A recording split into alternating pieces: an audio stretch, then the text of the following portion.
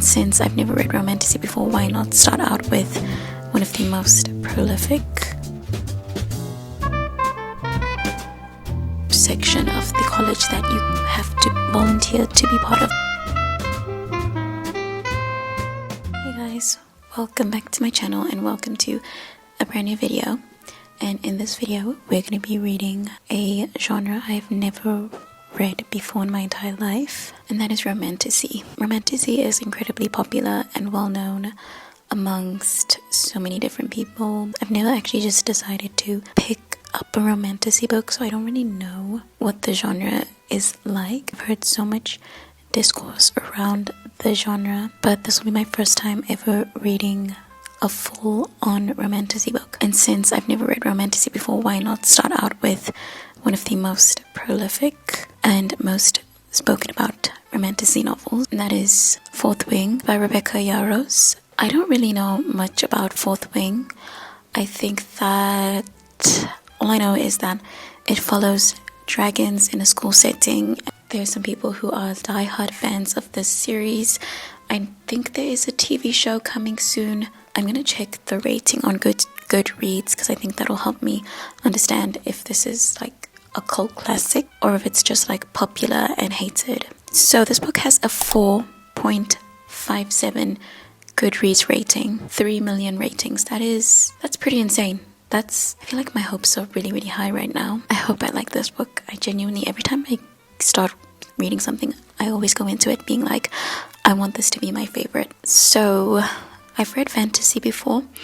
I've read The Will of the Many, which is kind of like ancient Rome, school setting, trials. So I think I understand a couple of elements, and I have read books with magic systems, so I think I'm not like super new to fantasy. The thing that'll be different for me will be the focus on the romance inside of the fantastical world. I hope I enjoy it. The tagline that I've seen for this book is graduate or die, so that seems like it already seems pretty high stakes. And as far as I know, the book is from the perspective of a 22-year-old woman who has connections in society, but she wasn't planning on becoming a dragon riding person, and there's competition and she hates a guy who will probably be her love interest. Since I know nothing, I thought it'd be really cool if we read the first line of the book together before I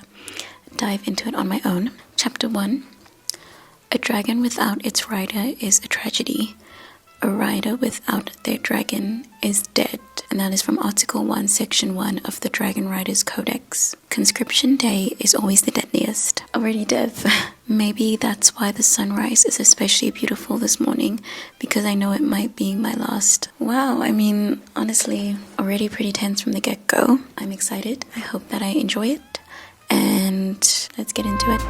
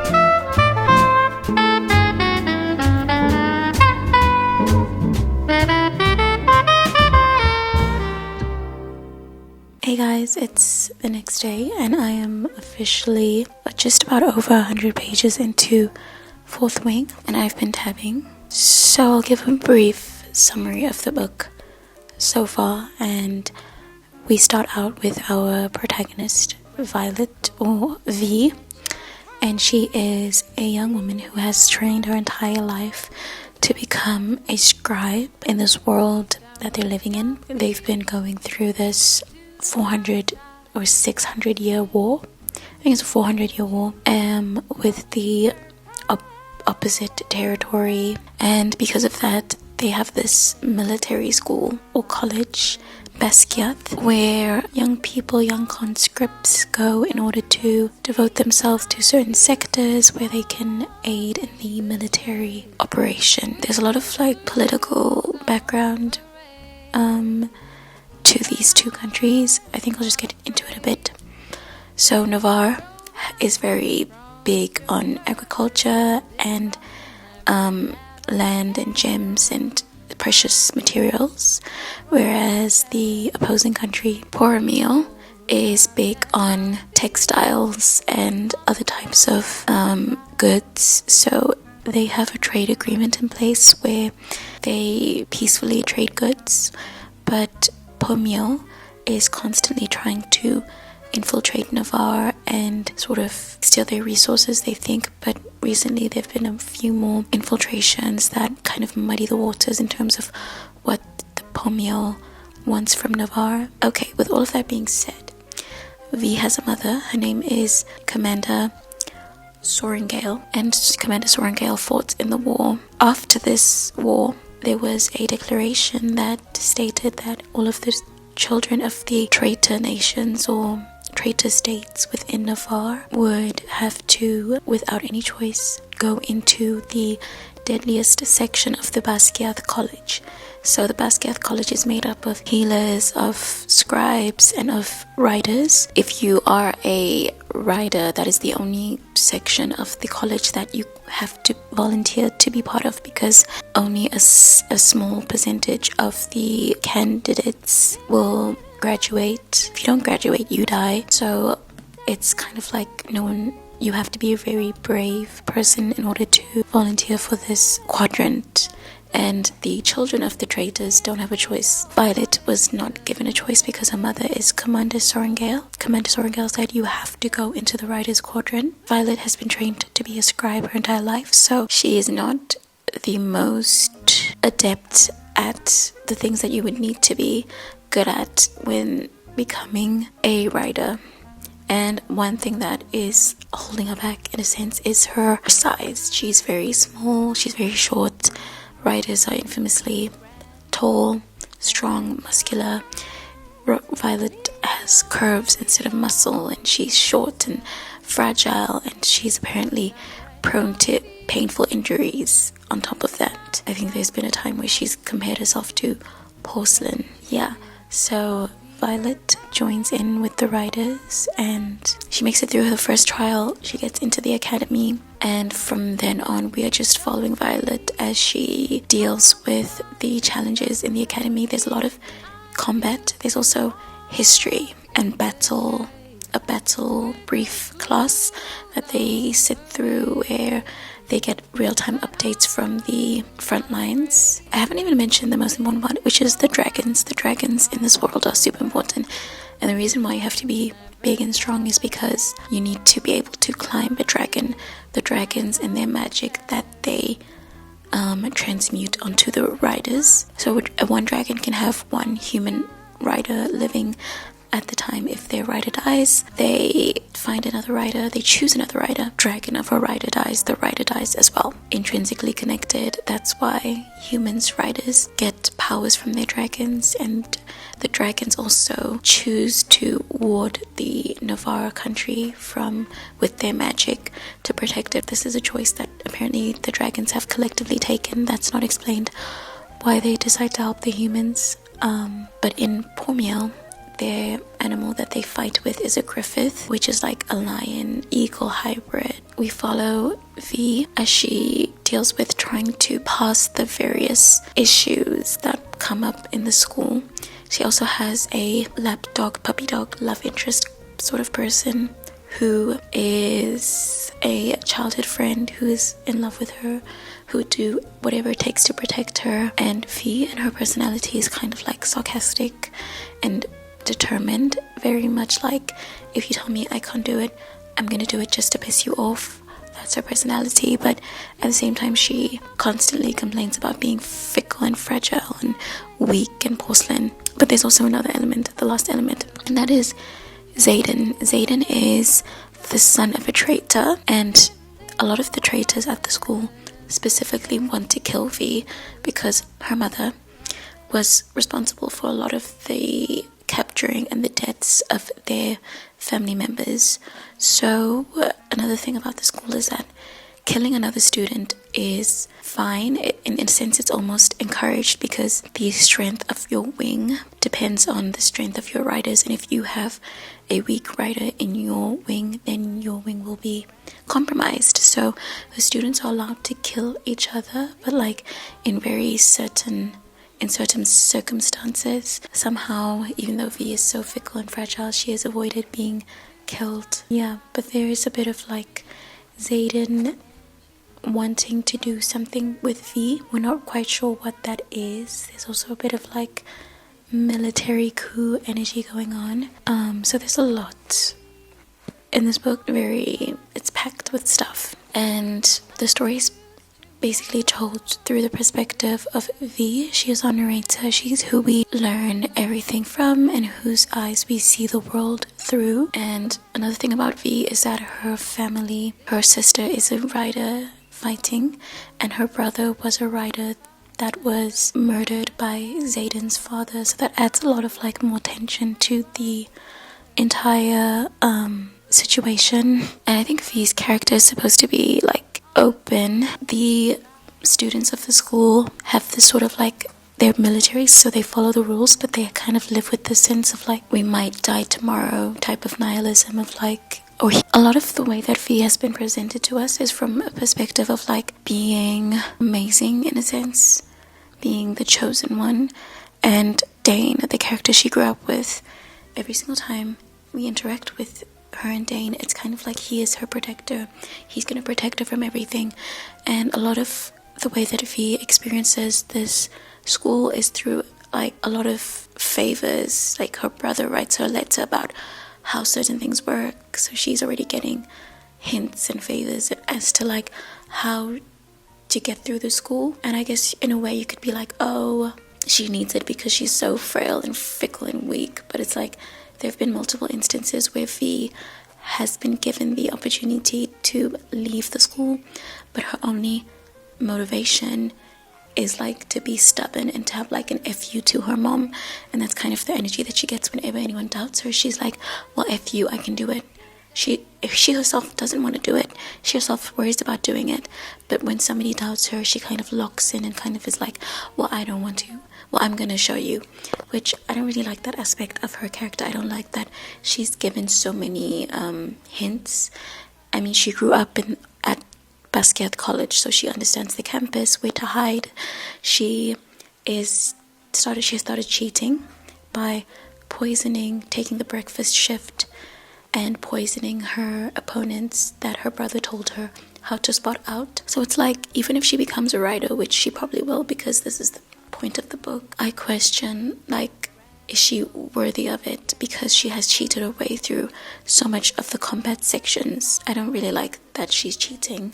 I don't like that she is constantly, whenever something bad happens to her, Dane is there to protect her and to carry her and to make sure she's safe, and she has her healers, and like, I don't know, it just feels like it's all too easy for her. And then on top of that, it's hard to be on her side because I view her as selfish.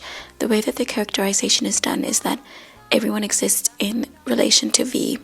If you are her friend, you do something for her, and Dane, he exists not as his own character but as her protector. I feel like Xaden, that's the only character where I feel like there's a bit of interest because we don't really know what his intentions are with V, and the lines of their relationship is a little bit blurrier, so that's more interesting for me. But I'm going to continue reading. Rockefeller, gold dust at my feet on the sunny side of the street.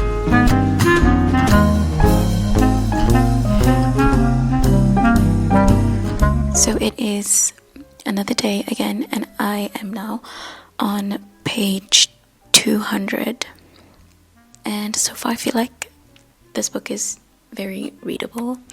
The writing style is incredibly easy to understand. There isn't really much that you have to worry about. There's a lot of dialogue and the scenes. I think some bits of like the tournaments in the world is kind of hard for me to picture, but for the most part I feel like the world is like pretty easy to understand, and we are mainly following Violet, Dane, Zayden, Rhiannon, I think it's Sawyer. Yeah, there are a couple of students, but I think the main differentiation between the students is like people that are children of the rebellion, so they kind of have their own faction, and they're not allowed to congregate in groups of more than 3 on their own. This distinction between the students is going to be incredibly important in the future, and I also think that Dane is going to choose against Violet,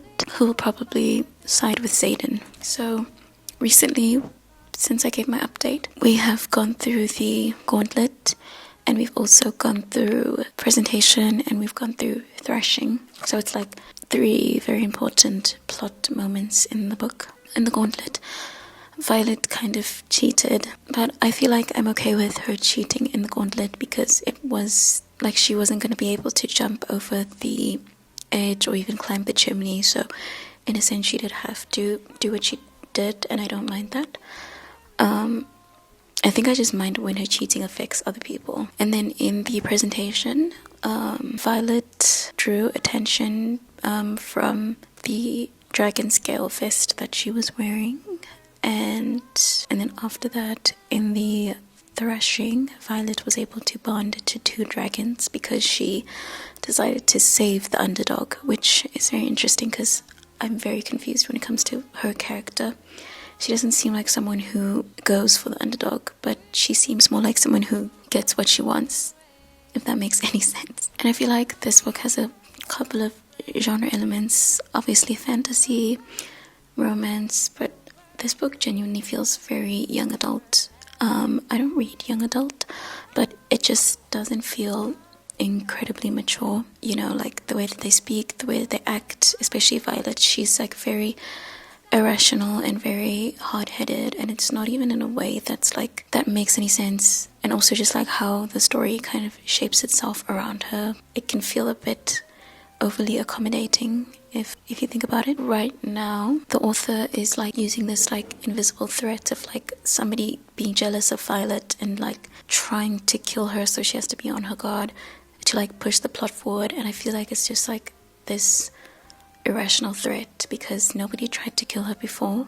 I mean, people have tried to kill her in a sense, but it doesn't feel that like I feel like the rules of like when people get killed in the school are just very murky, and we're just supposed to believe that Violet is genuinely in danger of being killed at every moment of the day because it is such an important point of adding tension. It would be nice if there was like more clarity around that. I think in terms of like where the book is going, I think I'm wondering, I obviously think that Violet will graduate. This is just, I think we'll probably only spend the first year of their college, but yeah, I don't know, who knows what's to come. So far I'd say that it's 50-50, highly readable, very easy to read, but I just don't fully agree with everything that's happening in the book. So like I said, 50-50.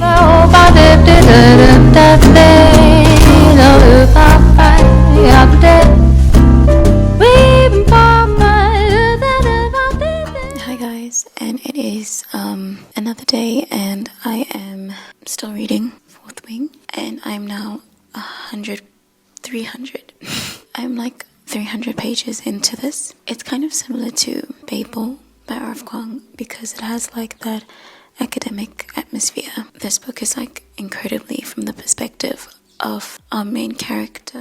I wish there was more other characters involved, their perspectives and the things that they go through. It's just so focused on Violet that it feels very singular, very one-dimensional in a sense. Like it's so grounded in solely her experience of the school that it kind of feels it feels one-dimensional. Like every single thing that we read about this world is somehow related to Violet and to the narrative that spins around her, and it's just like, it's kind of tiring. Like I understand we need to have a main character, but it's like it's so focused on Violet that it's losing so much of its appeal to me in these last 100 pages. We have been following Violet as she manifests her relic and her smaller magic from the relic. She hasn't gotten her signet yet, and if she doesn't get it before a certain date, she will pass away from all of that magic not being channeled. We also had a situation where Xaden came into picture, and he saved Violet from an attempt on her life, and she unlocked the fact that Andana, the feathertail dragon, is able to channel her magic to her. This isn't mainstream knowledge, and so she's keeping it on the wraps because Andana channeling her power to her drains Andana, and she's worried about the establishment using that against her. And things with Dane have gotten pretty worse. Essentially, Dane is not trusting of Violet. He has sort of stopped pestering her a bit, but it's kind of like another issue that I have with the characters in this book is that they feel so formulaic. Like, even Dane's character, it's like, it's clear as day that he's written to be an annoyance, and it's like there's no nuance. It's just like following this mold to a T, and it kind of feels annoying. Because I'm not annoyed at Dane, I'm annoyed at how he's written, because it's so clear that he's written to provoke. Violet is preparing for the squad tournament where all of the squads will fight against each other. For some reason, things with Xaden are heating up. I feel like my enjoyment of this book is decreasing. I don't really want to continue, but I have less than 200 pages, so I'm just gonna force myself.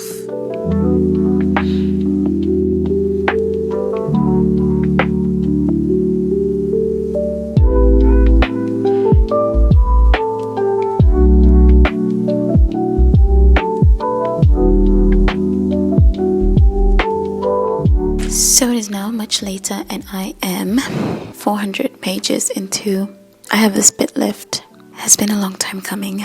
It's just taken so long to even get here. Overall, I think that I feel very tired of the story. I feel like it's starting to get repetitive in terms of like Violet's definitions for herself and the characters. It just doesn't feel compelling. I don't feel necessarily a desire to continue reading. I'm basically forcing myself to finish this at this point. Violet has manifested her signet, which is lightning wielding, and she also is able to communicate with Xaden in her mind, just like with her dragons. And I think that Violet wants a relationship with Xaden, but he is pushing back on her. He doesn't want to give into that. This book it feels very formulaic. It doesn't feel fresh and new, and I understand like the experience, it is supposed to be enjoyable in the reading, but I feel very tired from it. I think this book probably is not for me, and that's not to say like I shouldn't read fantasy. I just think that, I don't know, it just isn't working for me, unfortunately. And I think that's another thing. It's like, it reminds you of like Harry Potter or like Will of the Many, or like just following that fantasy formula of like the chosen one, the person who has to go through this struggle and whose journey we follow. But I just find myself uninterested in Violet, and I think that a lot of it is that I don't have any empathy for her.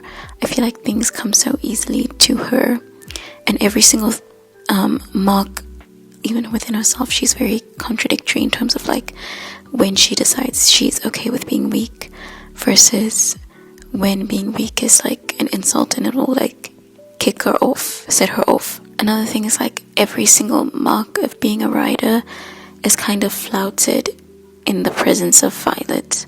Like, she can ride with her booster seat. All of the candidates have threats on their life from the unbonded people, and also just from the violence of the situation. But Violet has so many advantages and people watching her and guards, and it's just like it's hard to support her when it's like she already has everything. It's impossible for her to fail, even though the author tries to like up the ante and like make it seem like she's gonna fail. I don't think she can. I would describe this book as Romance Dragons Violet's book. This book is not Fourth Wing. It's like, this is Violet's day in the life of Violet Soaringale. Everything revolves around Mrs. Soaringale. And it's hard to read a book where you don't resonate with the characters, but yeah, this time around I'm not really feeling it, but I'm gonna continue. I have like 90 pages and I just want to get it done today. I honestly don't want to have this on my mind anymore.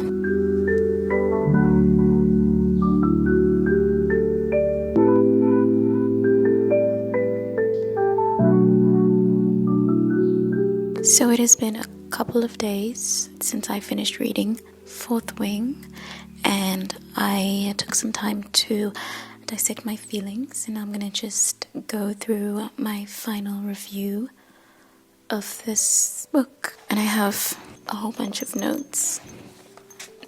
So we obviously have the premise of the novel, which takes place in Navarre. So in this novel we are following Violet Soaringale, and specifically I found in the book there's this overemphasis on weakness, and it's specifically applied to Violet, as she is someone who has a disease, which the author also has, which lends you to have weak ligaments and joints and bones and muscles, and you're more prone to be easily injured.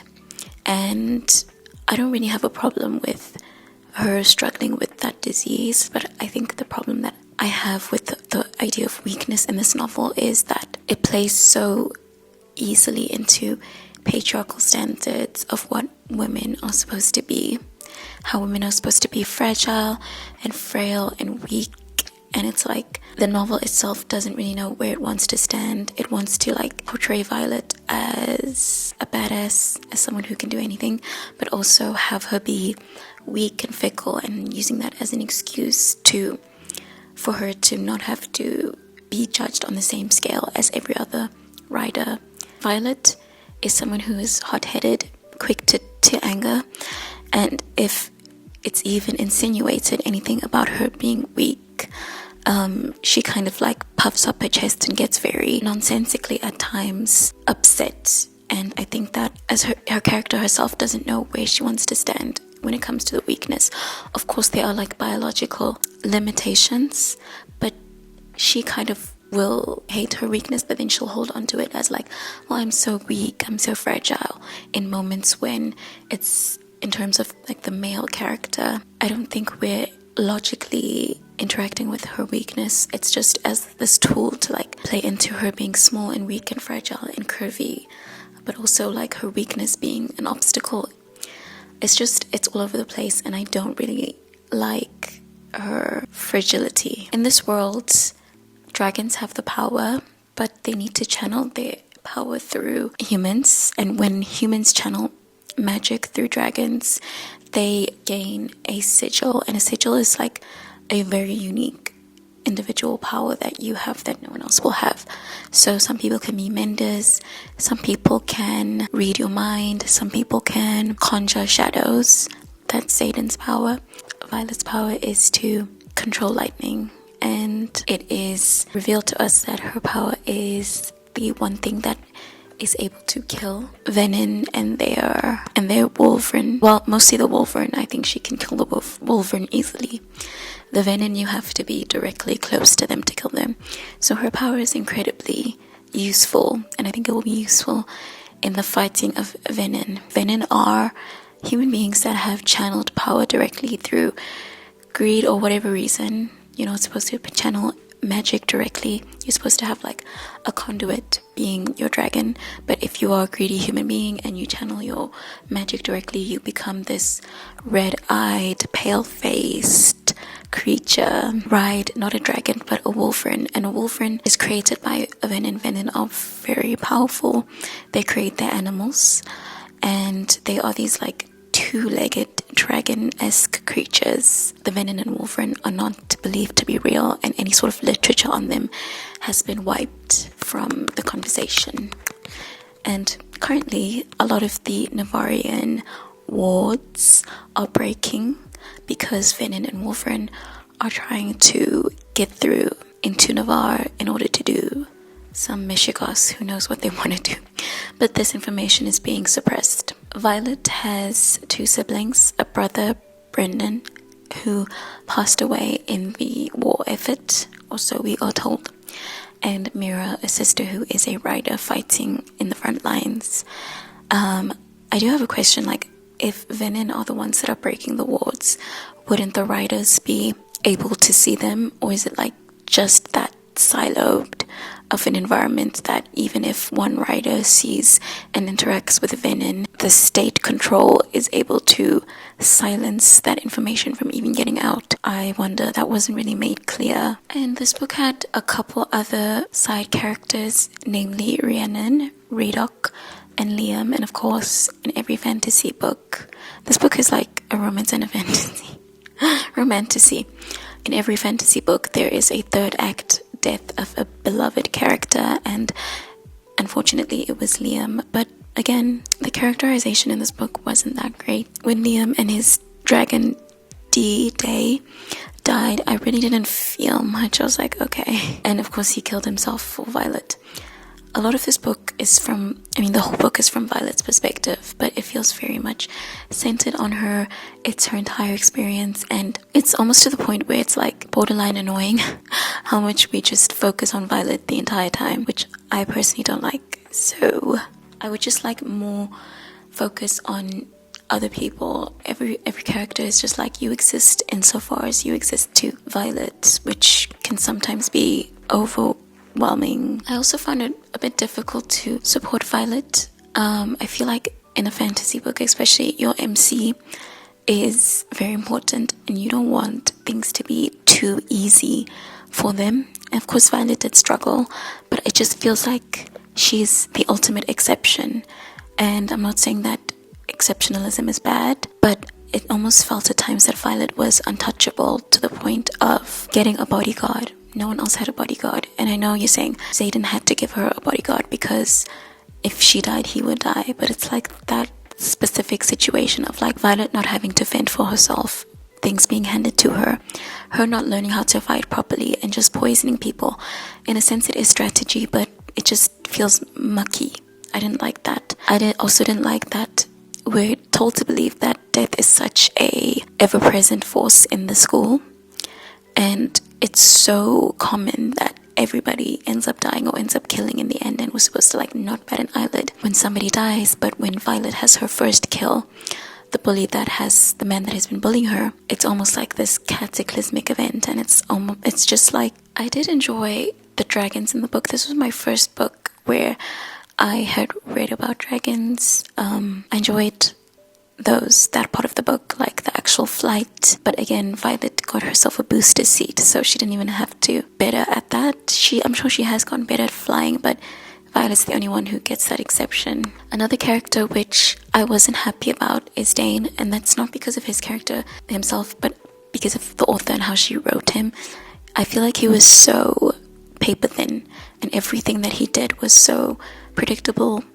There was really no complexity when it came to him. He was just like this overbearing, protective guy. You were supposed to hate him, essentially, which is comical in a way, because it's like we're supposed to hate protectiveness when it comes from this insecure place like Dane, but when it comes from like a Xaden who's like, I'm not asking you type of protectiveness, we're supposed to swoon. So it's just kind of like, again, Dane was obviously written to provoke, and I didn't like him, of course, but like I feel like I could see through his character and how two-dimensional it felt. And in terms of like the political intrigue of the world, I think the main issue or question that we have is, why are the Venin being kept secret? And I'm not sure if it's worth, I'm interested in why they're being kept secret, but I'm not sure if it's worth reading the rest of the series to figure out that question.